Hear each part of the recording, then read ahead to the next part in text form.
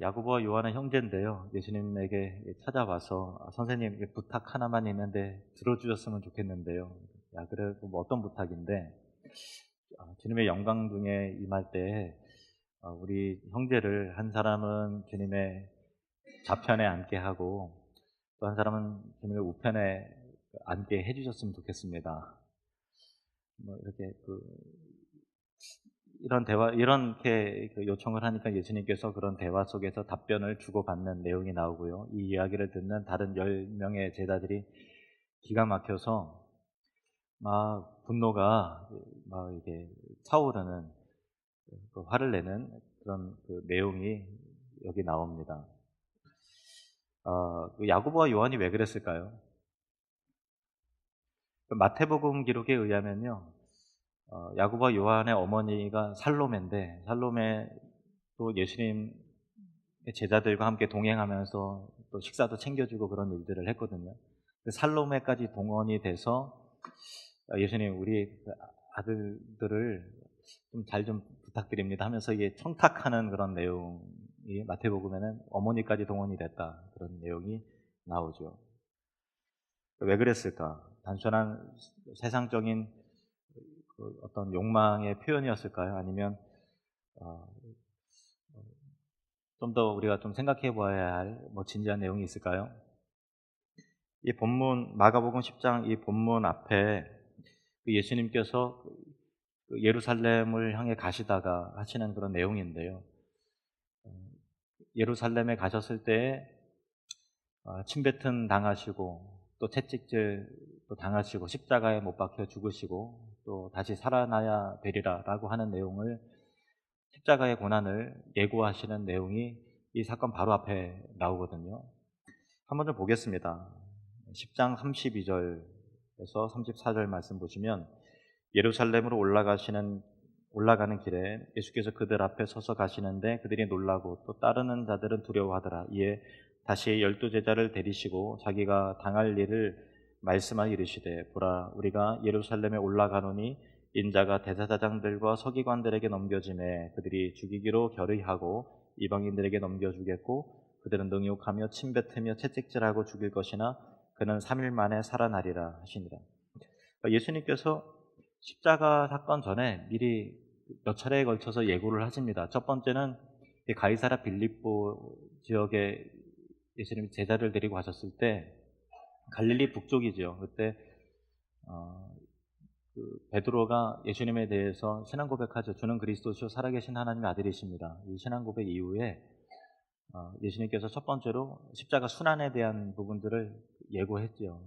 그때 이제 베드로가 이 일이 절대 주님에게 미치지 않을 것입니다. 이렇게 얘기했을 때 사탄아 내 뒤로 물러가라 넌 나를 넘어지게 하는 자다.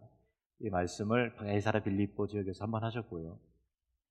두 번째로는 다시 갈릴리 지역에 오셨을 때 두 번째로 또 예고하셨고요. 세 번째로는 갈릴리를 영구히 떠나시면서 예루살렘을 향해 나아가시는 이 노상 가운데서 예수님께서 지금 이 말씀을 하시는 거예요.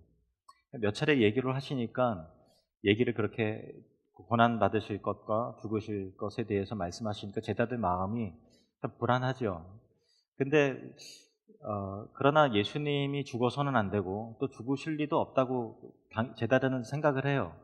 그래서 무슨 이게 상징적인 표현인가 아니면 어떤 비유인가 아니면 뭐 은유적인 그런 말씀을 하시려는가 이렇게 생각을 하는 거죠. 실제로 예수님께 죽게 되리라는 것을 생각하지 않아요. 왜냐하면은 유대인의 메시아 사상 가운데서는요 메시아가 정복하고 다스리는 왕일 뿐이지 누군가에 의해서 죽는 것 자체가 없어요. 그래서 물론 이제 구약의 선지자들 여러 선지서들에 보면은 예수님의 순환에 대해서 죽으심에 대해서 예언이 돼 있는데 그게 예수님 메시아에 대한 예언인 줄 모르는 거죠. 그렇게 연결을 안 시키는 거예요. 그러다 보니까 예수님은 죽어서도 안 되고 죽으실 리도 없는 분인데 죽는다라고 얘기하니까 뭔가 그 내용에 어떤 영적인 의미가 있으려는가 어떤 상징과 비유인가 하면서도 막연한 그 두려움이 있고 동시에 뭔가 하나님 나라가 이제 다가오기 있구나라는 것들을 직감하는 그런 상황이죠. 그러다 보니까 메시아 왕국이 이루어질 때 실제로 이루어지게 되면 자기들은 그런 정치적으로 예수님은 왕이시고 누가 실세가 될 건가, 누가 장관이 되고 누가 보좌관이 될 건가라는 것들을 그 생각을 하게 되는 거예요. 현실적인 고민들을, 정치적인 고민들을 제자들은 지금 하는 그 시점이죠. 더군다나 예수님께서 또 이 앞전에 베드로의 질문에 어떤 답을 하시는가 보면요, 마태복음 19장 27절에서 28절 말씀 보시겠습니다. 마가복음에도 있는데요, 마태복음이 이 부분에 좀 더 자세하게 나와 있어서 마태복음 본문을 선택했는데요, 마태복음 19장 27절 28절 같이 읽겠습니다. 시작. 이에 베드로가 대답하여 이르되 보소서, 우리가 모든 것을 버리고 주를 따랐사온데 그런즉 우리가 무엇을 얻으리이까? 예수께서 이르시되 내가 진실로 너희에게 이르노니 세상이 새롭게 되어 인자가 자기 영광의 보좌에 앉을 때 나를 따르는 너희도 12 보좌에 앉아 이스라엘 12지파를 심판하리라. 아멘. 예수님께서 이 말씀하셨을 때 제자들의 입장에서는 하나님 나라에 대한 이해가 아직 부족한 상황이에요. 그래서 예수님께서 영광의 보좌에 앉을 때 너희도 내 옆에 좌우에 앉아서 이스라엘 12지파를 통치하고 심판하고 다스리게 될 것이다 라고 얘기를 미리 하셨거든요. 그러니까 예수님의 말씀은 당차 예수님의 재림 이후에 하나님 나라가 완성이 될 때 그렇게 하나님께서 너희들을 존귀한 자로 그렇게 세우시리라라는 그 약속의 말씀인데, 제자들은 그걸 모르고 당장 예수님께서 통치하고 다스리실 때 우리도 그 좌우에 그렇게 12 보좌에 앉아갖고 이스라엘 백성들을 지파별로 다스리고 통치하게 될 테니 그 현실적인 고민들을 하면서 그러면 혼자 상상하는 거죠. 혼자 기분 좋아하면서 상상하는 거예요. 그러면 예수님이 중간에 앉았어. 그러면은 6자리가 있는데 나는 몇 번째에 앉을까? 뭐 이런 고민들을 하는 거예요. 자기들끼리 하면서 제일 오른쪽, 그래도 제일 안쪽에는 아마 베드로일 것 같고, 근데 그 끝에 앉으면은 이제 가족들 보기에도 체면이 말이 안 쓸 것 같고, 친구들 보기에도 좀 그렇고, 이왕이면은 좀 안쪽에 앉았으면 좋겠는데 무슨 방법이 없을까? 어떻게 하면 그 자리를 좀 확보할 수 있을까? 뭐 그런 고민들을 자기들 나름대로 지금 그렇게 하는 거죠. 그러니까 이게 물론 이제 세속적인 마음인데, 그들 나름대로의 진지하면서도 또 거룩한 열망이라고 포장을 하는 거예요. 그래도 이왕이면 더 영광스러운 자리 가운데 하나님 나라를 섬기고 싶고, 이왕이면 더 예수님 더 측근이고 싶고, 이왕이면 더 안쪽 자리가 있었으면 좋겠다라고 하는 그런 마음의 열망이 세속적인 열망이지만 나름대로 진지하고 거룩한 열망으로 좀 포장된 그런 모습을 제자들이 지금 가지고 있는 것이죠. 사실 그런데 우리도 그렇지 않습니까? 우리도 이왕이면은 하나님 나라에서 유명한 자로 족적을 남기고 싶고요.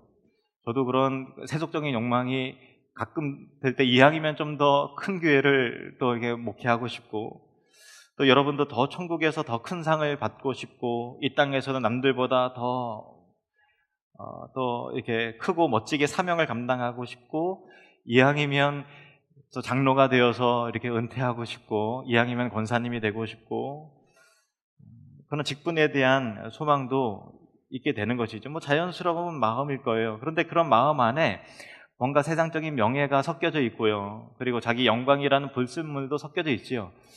내가 정말 이 땅에 한 번 살면서 더 거룩하게 주님 앞에 쓰임 받고 싶습니다 라고 하지만 자기 어떤 욕망의 실현이라고 하는 어떤 그 불순물이 우리 안에 들어와 있는 것을 보게 됩니다.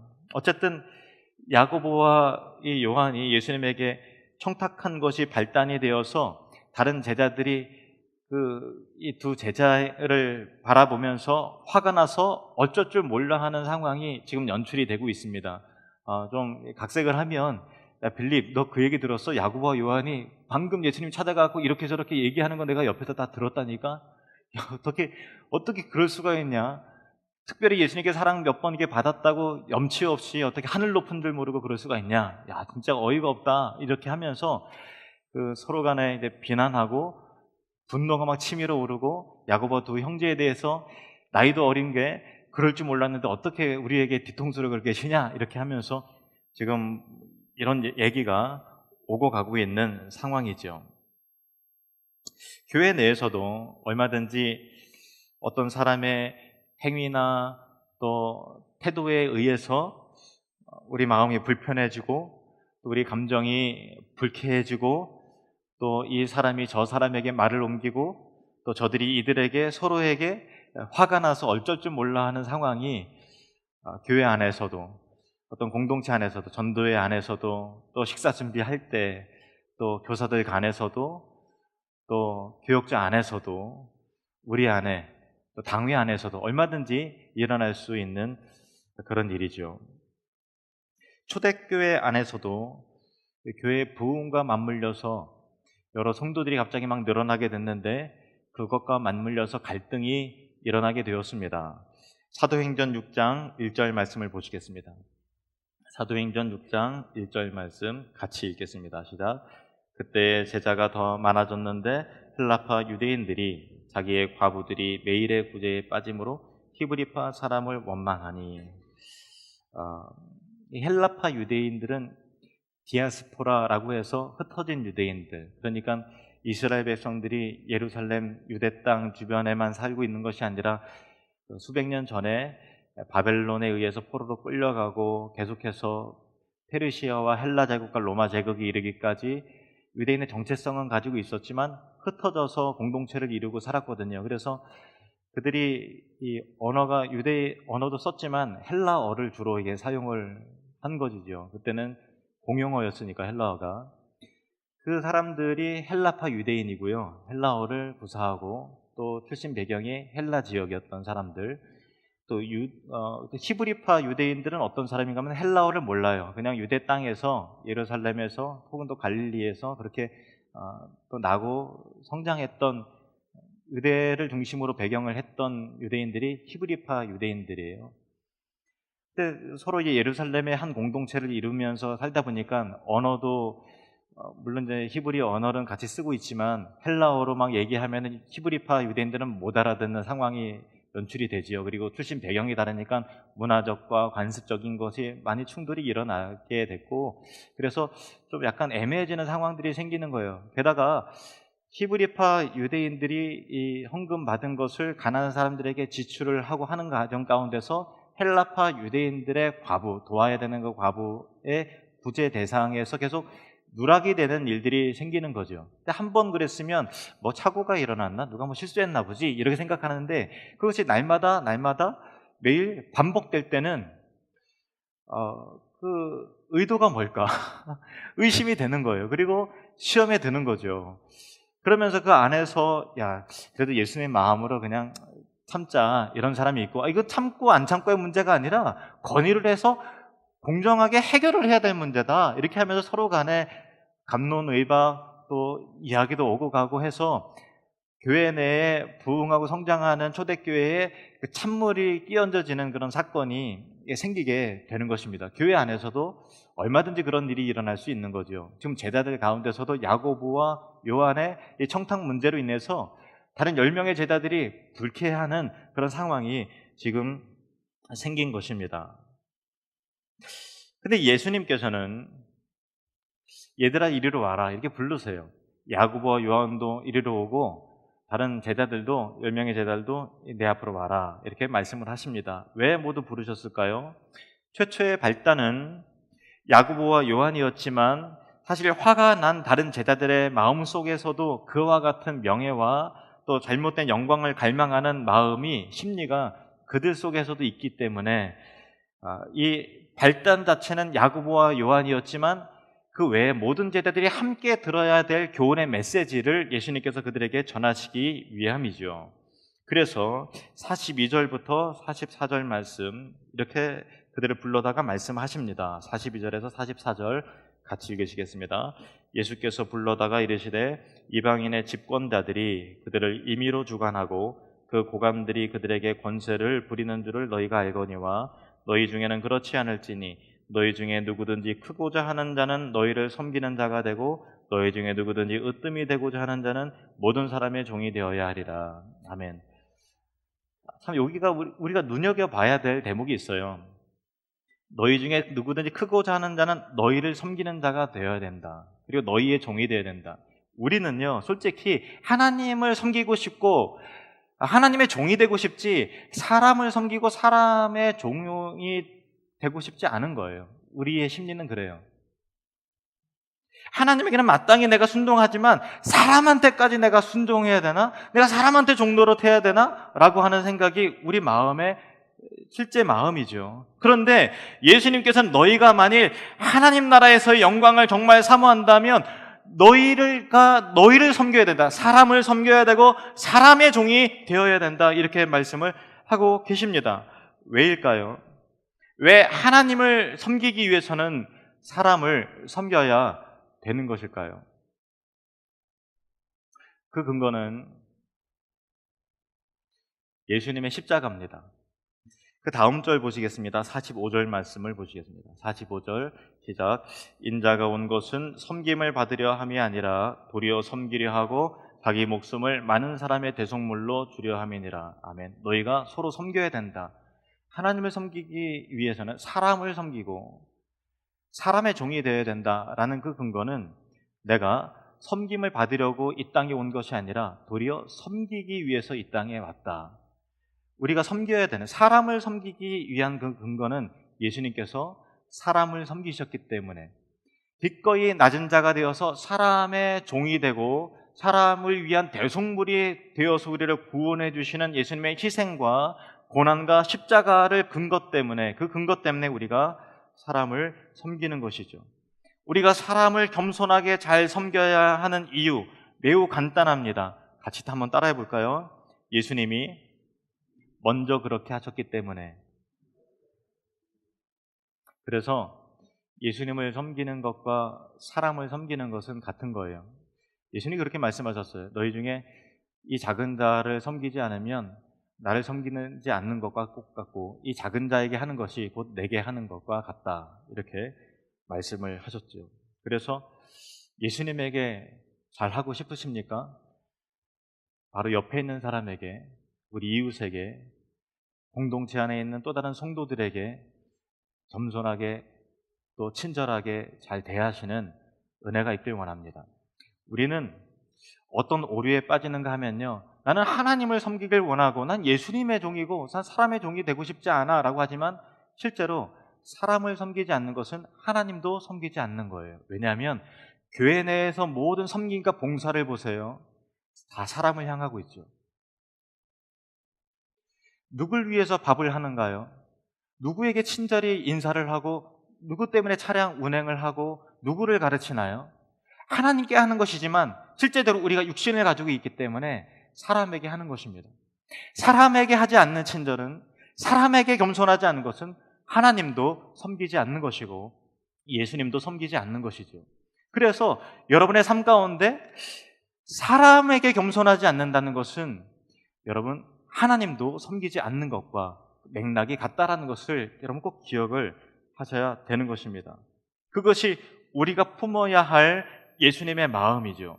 다음 말씀을 마음에 새겨보시길 바랍니다. 빌립보서 2장 1절에서 11절 말씀인데, 그러므로 그리스도 안에 무슨 권면이나 사랑에 무슨 위로나 성령의 무슨 교제나 긍휼이나 자비가 있거든 너희가 은혜 받은 자냐? 너에게 신앙이 있느냐? 믿음이 있느냐? 그렇다면 2절, 마음을 같이하여 같은 사랑을 가지고 뜻을 합하며 한 마음을 품어서 아무 일에든지 다툼이나 허영으로 하지 말고 오직 겸손한 마음으로 각각 자기보다 남을 나은 사람으로 여기고 각각 자기의 일을 돌볼 뿐더러 또한 각각 다른 사람들의 일을 돌보아. 다른 사람의 일을 돌보라는 거예요. 나의 기쁨을 충만하게 하라. 너희가 은혜 받은 자냐? 사람에게 잘해라. 성도에게 잘해라 라는 것입니다. 너희를 사랑하는 가족에게 잘해라 라는 것입니다. 겸손한 마음으로 각각 자기보다 남을 낮게 여기고 자기를 낮추라는 것이죠. 각각 자기 일을 돌볼 뿐더러 또한 각각 다른 사람의 일들을 돌보아 나의 기쁨을 충만하게 하라. 5절 말씀, 그 근거가 뭐냐? 그렇게 해야 되는 이유가 뭐냐? 왜 다른 사람의 종이 되어야 되고 다른 사람을 겸손하게 섬겨야 되냐? 그 이유가 뭐냐? 예수 그리스도다. 5절 말씀, 너희 안에 이 마음을 품으라 곧 그리스도 예수의 마음이니 그는 어떤 겸손함이 있느냐? 그는 근본 하나님의 본체시나 하나님과 그 영광과 지위와 그 능력이 동등하신 분이시지만 하나님과 동등됨을 취할 것으로 여기지 아니하시고 오히려 자기를 비워서 종의 형체를 가지사 사람들과 같이 되셨고 사람의 모양으로 나타나사 자기를 낮추시고 죽기까지 복종하셨으니 곧 십자가에 죽으심이라. 이 예수님의 성육신과 십자가의 죽으심과 그런 모든 고난의 과정을 신학적인 용어로 비하 이렇게 말합니다. 같이 따라해볼까요? 비하. 낮아짐이라는 의미고요. 그리고 예수님께서 이제 부활하셔서 영광 가운데 하나님께 높게 하나님 성부께서 세워주세요. 이것을 승귀라고 합니다. 따라해봅시다. 승귀.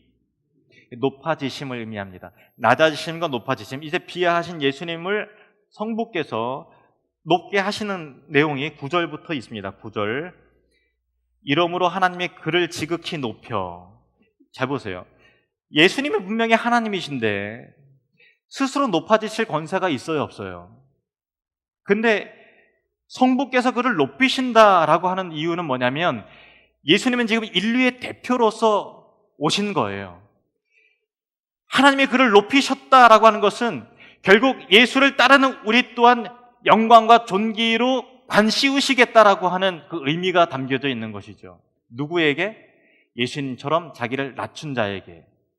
그냥 예수 믿는 자가 아니라 예수님처럼 그 겸손함의 길을 가는 자에게 그렇게 하시겠다라는 거예요. 그래서 하나님이 그를 지극히 높여 모든 이름 위에 뛰어난 이름을 주사 하늘에 있는 자들과 땅에 있는 자들과 땅 아래에 있는 자들로 모든 무릎을 예수 이름에 꿇게 하시고 모든 입으로 예수 그리스도를 주라 시인하여 하나님 아버지께 영광을 돌리게 하셨느니라. 아멘. 잘 보세요.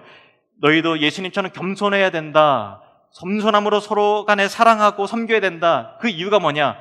예수님이 그렇게 하셨다. 그리고 예수님께서 하나님은 예수님을 그렇게 높이셨다. 비하와 승계의 내용이 여기 담겨져 있는 것이죠. 우리도 마찬가지입니다. 겸손한 낮아짐, 겸손한 순종과 섬김 이후에 영광과 존귀가 이어지는 것이지 겸손함이 없이 고난의 순종 없이 영광과 높아짐은 절대로 일어나지 않는다라는 그런 것입니다. 낮아짐과 높아짐은 따로 분리되지 않습니다. 겸손히 낮아지는 사람은 높아지고 높아지려는 사람은 대접받으려는 사람은 낮아지게 되는 것입니다. 이것은 지난주에 있는 말씀과 상통하는 원리이죠. 누가복음 18장 14절 말씀 같이 읽겠습니다. 시작. 무릇 자기를 높이는 자는 낮아지고 자기를 낮추는 자는 높아지리라 하시니라.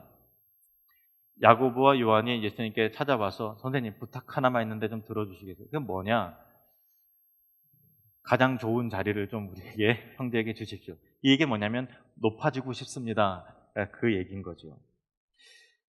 그 말씀을 들으시고 예수님께서 이렇게 대답을 하십니다. 38절 말씀. 예수께서 이르시되 너희는 너희가 구하는 것을 알지 못하는도다. 내가 마시는 잔을 너희가 마실 수 있으며 내가 받는 세례를 너희가 받을 수 있느냐? 높아지고자 하느냐? 근데 너희가 구하는 그 내용을 너희가 잘 알지 못하는구나. 높아지기 위해서는 나의 고난의 발자취, 자기 부인과 십자가의 길을 따라와야 되는데 그 고난의 잔 마셔야 되는데 내가 받는 세례와 잔을 마실 수 있느냐? 야고보 요한은 이 말씀의 의미도 잘 모르고 예, 마실 수 있습니다. 어떤 잔인지 내가 마시죠? 이렇게 지금 대답하고 있는 상황인 것입니다. 그들의 말하는 것의 의미를 아직 모르고 한 말이죠. 그런데 놀랍게도 예수님의 부활 이후에 십자가에 죽으시고 또 부활 이후에 야고보는 초대교회의 12 사도 중에 한 사람으로서 정말 교회를 건강하게 잘 세우고 기둥과 같은 역할을 하다가 헤롯 아그리파 1세에 의해서 칼로 죽임을 당했는데 12 제자들 가운데 제일 먼저 순교의 피를 흘린 사람이 바로 야고보입니다. 그리고 그의 형제 요한은 지금 이 상황은 좀 어리석고 미성숙한 부분이 있지만 내가 주님의 세례 잔 마시겠습니다 이렇게 했잖아요. 끝까지 예수님이 십자가에 고난 받으실 때 베드로도 도망가고 다 도망갔을 때 끝까지 예수님 옆에서 예수님 떠나지 않고 지켰던 사람이 바로 요한이에요. 그리고 다른 제자들이 이제 예수님 부활 이후에 초대교회가 세워지고 야고보가 제일 먼저 죽어져요. 형제 야고보가 제일 먼저 죽고 다른 사도들도 다 순교를 당하는 것 가운데서 제일 마지막까지 지상에서의 복음의 사명을 정말 충성스럽게 반모섬에 유배되어서 요한계시록까지 마무리를 하고 제일 마지막까지 충성스럽게 감당했던 사람이 바로 요한이었습니다.